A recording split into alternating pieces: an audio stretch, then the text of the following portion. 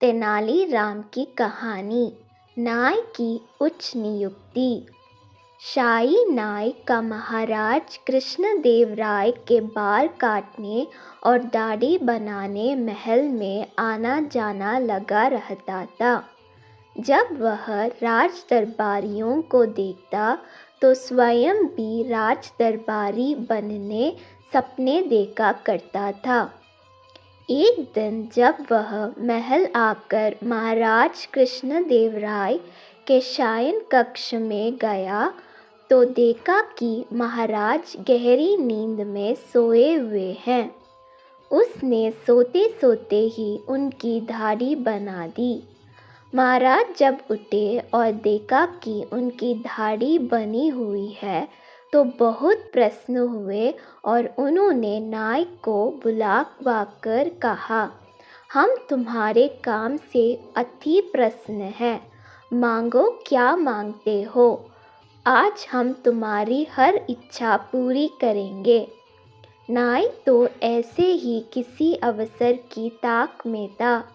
वह हाथ जोड़कर बोला, महाराज, यदि आप मेरी कोई इच्छा पूरी करना चाहते हैं तो मुझे अपना दरबारी बना लीजिए, क्योंकि मेरी आपका दरबारी बनने की इच्छा है।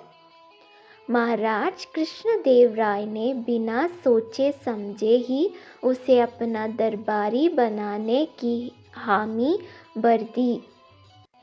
नाय बहुत खुश हुआ और सभी जगह यह बात बताने लगा। जब दरबारियों को ये बात पता चली तो वे चिंतित हो गए। नाय को दरबार के कार्यों की कोई जानकारी नहीं थी। वैसे अज्ञानी व्यक्ति को दरबारी बनाना राज्य के कार्यों पर विपरीत प्रभाव डाल सकता था। दरबारी ये बात समझते थे, लेकिन महाराज से कौन कहता?